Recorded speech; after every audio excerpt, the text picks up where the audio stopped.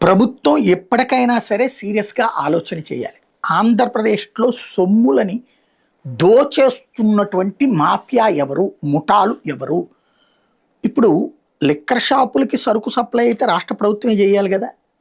కానీ ఇప్పుడు ఇవాళ పట్టుబడ్డటువంటి మద్యం అనంతపురం జిల్లా ఆ సరిహద్దుల్లో తాడిపత్రి దగ్గర పట్టుబడ్డటువంటి మద్యం లారీల్లో ప్రత్యేక అరలు ఏర్పడేసి గోవా మద్యం తెస్తున్నారు.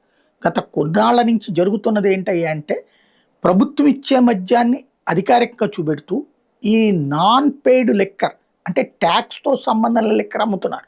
ఈ స్టాక్ ఇక్కడ కనబడతా ఉంటది. మందు తాగేవాడు తాగుతూనే ఉన్నాడు. ఎవడు మందు ఆపలేదు. ఇక్కడ ప్రభుత్వానికొచ్చే సొమ్ము అప్పనంగా మింగేస్తున్నారు.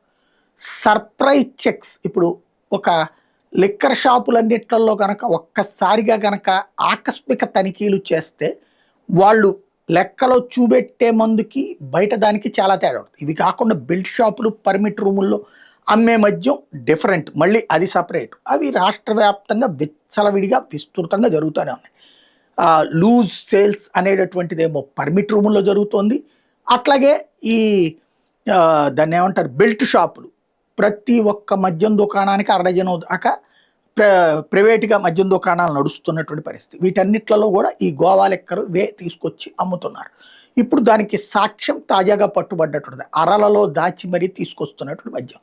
ఓవరాల్‌గా ప్రభుత్వానికి వచ్చేటటువంటి సొమ్ముని మింగేస్తున్నటువంటి పరిస్థితి. జగన్ అధికారంలోకి వచ్చే నాటికి 7,000 కోట్ల రూపాయల ఆదాయం వస్తే దిగిపోయే నాటికి 25,000 కోట్ల రూపాయల ఆదాయం వచ్చేది. అలాంటి దాని నుంచి ఇప్పుడు మామూలుగా ఆ లెక్కనైతే ఏడాదికి ఒక 3-4 వేల కోట్ల ఆదాయం పెరగాలి. ఇంకోటి ఇప్పుడు బెల్ట్ షాపులు పెట్టారు, పర్మిట్ రూములు తెచ్చారు. విపరీతంగా ఆదాయం పెరగాలి. దాదాపుగా కనీసం 40-50 వేల కోట్ల రూపాయలు రావాల్సిన డబ్బులు రావట్లేదు. అంటే మధ్యలో దోచుకుంటున్నది సిండికేట్. ఇది గుర్తుపెట్టుకోవాల్సి ఉంది.